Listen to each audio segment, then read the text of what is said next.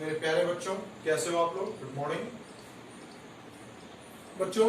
हम लोग last time बात कर रहे थे स्ट्रेट लाइन की इक्वेशन की। मैंने 6 फॉर्म्स हैं वो मैंने डिस्कस करवाया था। आज उन जो हमने फॉर्मूले पढ़े थे, जो फॉर्म्स पढ़े थे, उस पे बेस्ड कुछ क्वेश्चंस करेंगे स्ट्रेट लाइन के अंदर। आज मैं फर्स्ट लेक्चर में आप लोगों को इक्वेशन पे बेस्ड जो फर्स्ट लेक्चर है उसमें मैं आप लोगों को आज एनसीईआरटी के क्वेश्चंस करवाऊंगा, और नेक्स्ट क्लास जो है हमारी वो हमारे असाइनमेंट का होगा, जो हमारे असाइनमेंट के अंदर जो क्वेश्चंस होंगे, एंड फिर नेक्स्ट आईआईटी के प्रीवियस ईयर्स के क्वेश्चंस हम लोग करेंगे। तो problems based on equation of a straight line के अंदर एक्सरसाइज 10.2 के कुछ क्वेश्चंस करते हैं। तो स्टार्ट करते हैं बच्चों। हम लोग पहला क्वेश्चन करते हैं एनसीईआरटी का एक्सरसाइज 10.2 का क्वेश्चन नंबर 4 है। फोर्थ क्वेश्चन क्या दिया हुआ है? क्वेश्चन एक्चुअली ये बुक के अंदर दिया हुआ है कि in the exercise 1 to 8 find the equations of the line from the given conditions. Condition ये थी कि passing through 2, 2√3 and inclined with the x axis at an angle of 75 degree. तो मैंने यहाँ पे क्वेश्चन को इस तरीके से फ्रेम किया है, find the equation of the line passing through 2, 2√3 and inclined with the x-axis at an angle of 75 degree। यानी कि हमें उस लाइन की इक्वेशन फाइंड करनी है जो 2, 2√3 से पास हो रही है और x एक्सिस के साथ 75 डिग्री का एंगल फॉर्म कर रही है। देखिए फिगर कुछ इस तरीके से होगा। ये है 2, 2√3 और x एक्सिस के साथ इसने 75 डिग्री का एंगल बना दिया। देखिए मैंने इसके पहले वाले लेक्चर में ये बताया था कि जब भी किसी स्ट्रेट लाइन की इक्वेशन फाइंड करनी हो तो हमें उसके अंदर सिर्फ 2 चीजों की रिक्वायरमेंट है। पहला, उसका पासिंग पॉइंट मिल जाए, अपने पास पासिंग पॉइंट x1 y1 है अगर, और उसका स्लोप m है तो y minus y1 m into x minus x1 point slope form जो था, इसको यूज करके हम लाइन की इक्वेशन फाइंड कर सकते हैं। तो यहाँ पे देखिए पासिंग पॉइंट तो अपने पास दिया हुआ ही है, स्लोप के लिए एंगल दिया हुआ है, तो हम डायरेक्ट इसको यूज कर सकते हैं। देखिए पासिंग पॉइंट अपने पास हो गया 2, 2√3 और स्लोप क्या होता है?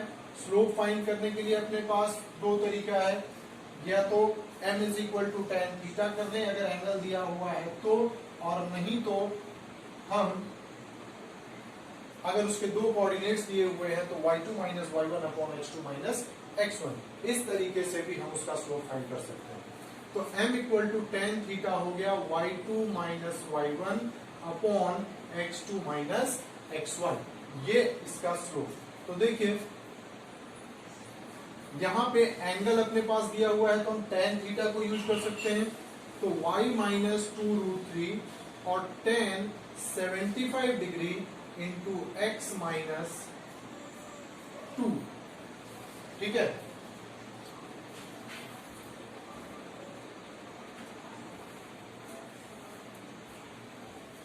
अब tan 75 डिग्री कैसे फाइंड करें? तो ट्रिग्नोमेट्री के अंदर हम लोग पढ़ेंगे tan 75 को 45 प्लस 30 लिख सकते हैं, ठीक है। tan a प्लस बी, देखिए फॉर्मूला आएगा tan a प्लस बी, ये होता है tan a plus tan b upon 1 minus tan a into tan b। तो देखिए a की जगह पे 45 है तो tan 45 degree plus tan 30 degree upon 1 minus tan 45 into tan 30। तो इसको हम 1 plus 1 upon √3 upon 1 minus 1 upon √3, जिसको हम लिख सकते हैं √3 प्लस 1 अपॉन √3 माइनस 1। तो ये अपना स्लोप आ गया। अब यहाँ पे हम इसकी वैल्यू रख देंगे और लाइन की इक्वेशन फाइंड कर सकते हैं। तो देखिए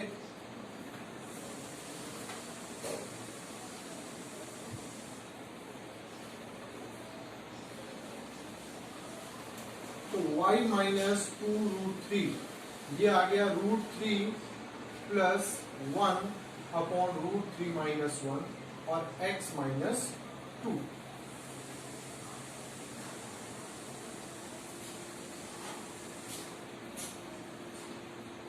तो y माइनस 2√3, देखिए √3 प्लस 1 अपॉन √3 माइनस 1।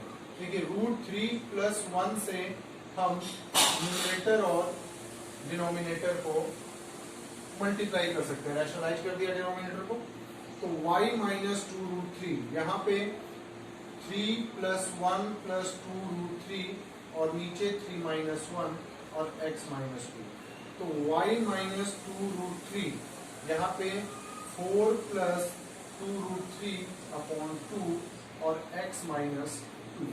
तो y माइनस 2√3, तो 2 प्लस √3 इंटू x माइनस 2 ये आएगा। अब इसको सिंप्लीफाई कर लेते हैं, y minus 2√3 x into 2 plus √3 minus 4 minus 2√3, ये इससे कैंसिल। तो y minus 2 plus √3 into x plus 4 equal to 0, ये अपने पास लाइन की इक्वेशन है। ठीक है, इसके बाद नेक्स्ट क्वेश्चन करते हैं। क्वेश्चन है question number 10, find the equation of the line passing through -3,5 and perpendicular to the line joining through the points 2,5 and -3,6। देखिए मैंने बताया था जब भी हम कोऑर्डिनेट ज्योमेट्री के क्वेश्चंस करेंगे तो एक रफ डायग्राम हमें जरूर बनाना चाहिए। ठीक, कोऑर्डिनेट ज्योमेट्री के साथ यही एक खास बात है कि इसका जो क्वेश्चन है इसको हम क्लियरली अपने नोटबुक पे हम इसको देख सकते हैं कि क्या हो रहा है क्वेश्चन में। ठीक है, कह रहा है कि -3,5 से लाइन पास हो रही है। ठीक, ऐसे पास हो रही हो, -3,5 पॉइंट होगा बीच में, and perpendicular to the line joining the points 2,5 और -3,6, इन दोनों पॉइंट्स को ज्वाइन करने वाली जो लाइन है इसके परपेंडिकुलर है। ठीक है, तो आपको इस लाइन की इक्वेशन फाइंड करनी है। ठीक है, क्वेश्चन क्लियर है।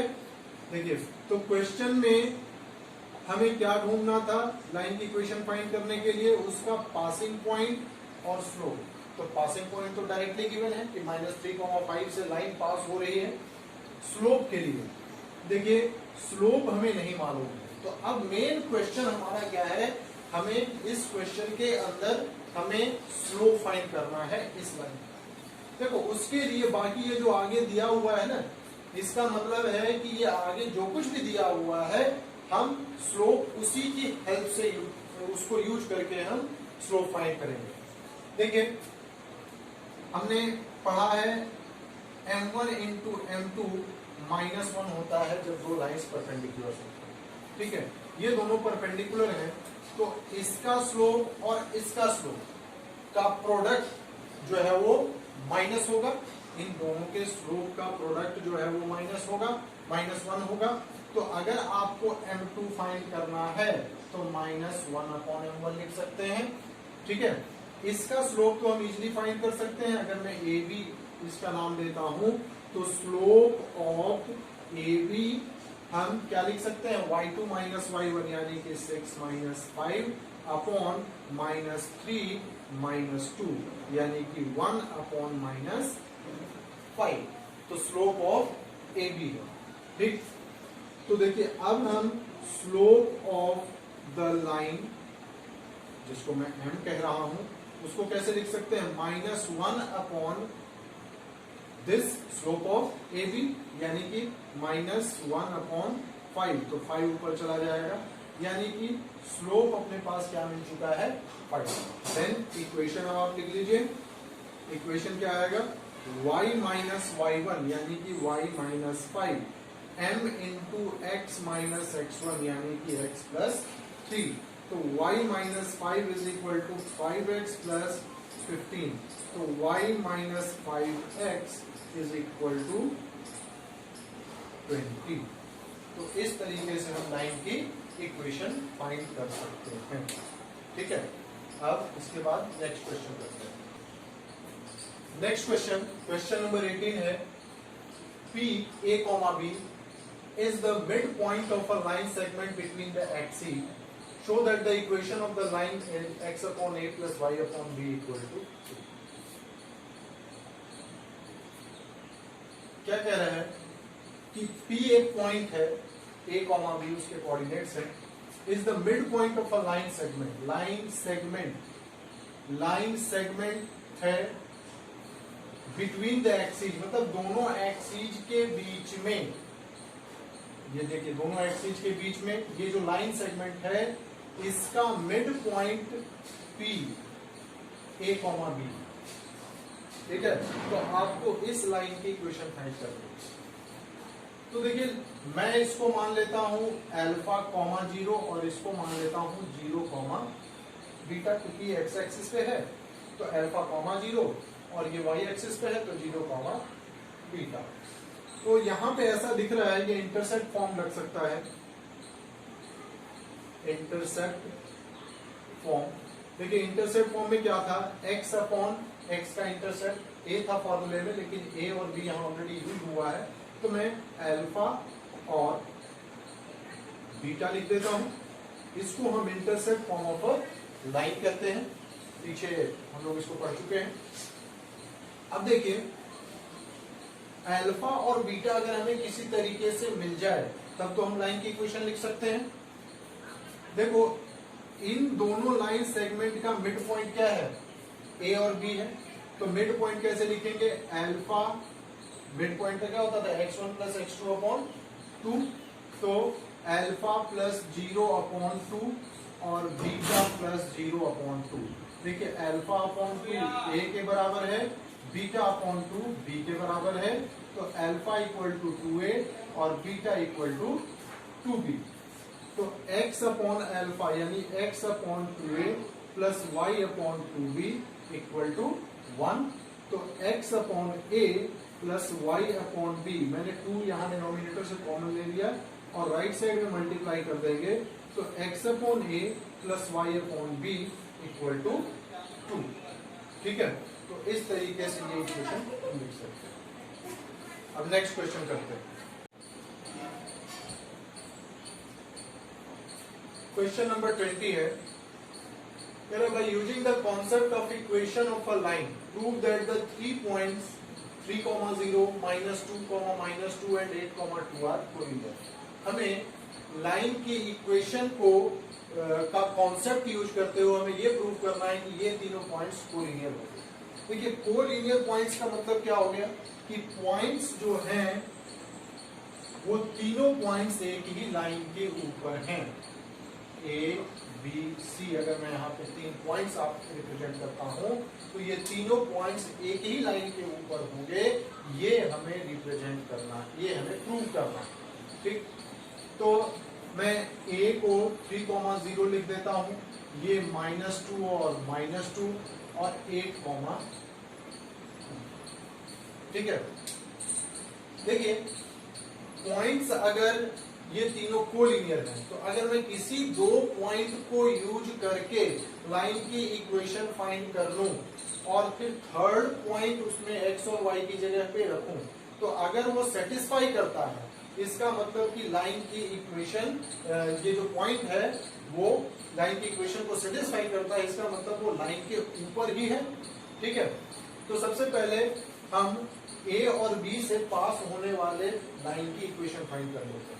ठीक, तो equation of the line passing through a and b। ठीक है, तो देखिए, a और b से पास होने वाली लाइन की इक्वेशन, तो y माइनस y1 यानी y minus 0, y2 minus y1 यानी -2 माइनस 0 अपॉन -2 माइनस 3 और x माइनस x1। तो y is equal to -2 upon -5 और x माइनस 3 कैंसिल, तो 5y is equal to 2x minus 6 यानी कि 2x minus 5y equal to 6।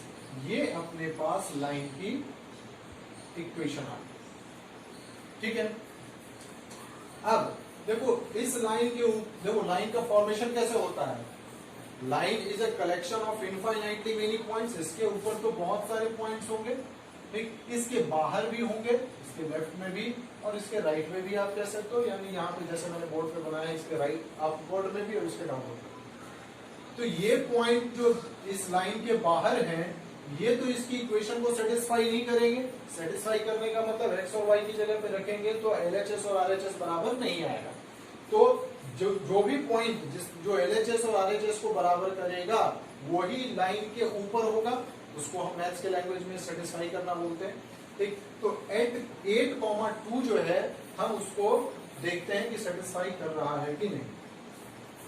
तो देखिए फॉर पॉइंट C 8,2, देखिए 2 इंटू 8 माइनस 5 इंटू 2 क्या आ जाएगा 16 माइनस 10 यानी कि 6, यानी कि RHS के बराबर आ रहा है।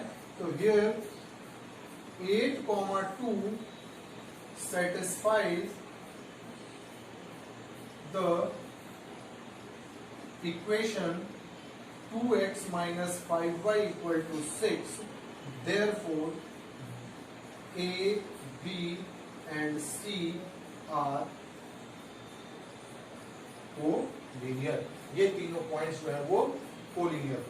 ठीक, अब इस एक्सरसाइज के बाकी के क्वेश्चंस आप लोग अपने आप ट्राई कर सकते हो। किसी को कोई डाउट हो तो वो मुझसे व्हाट्सएप पे शेयर कर सकते हैं और इस एक्सरसाइज को कंप्लीट करो। फिर नेक्स्ट डे हम लोग आपके डाउट्स को डाउट्स आपके लेंगे और फिर अगली एक्सरसाइज पे या इसके बाद में फर्दर अपना असाइनमेंट दूंगा, उस असाइनमेंट से फिर क्वेश्चंस करेंगे।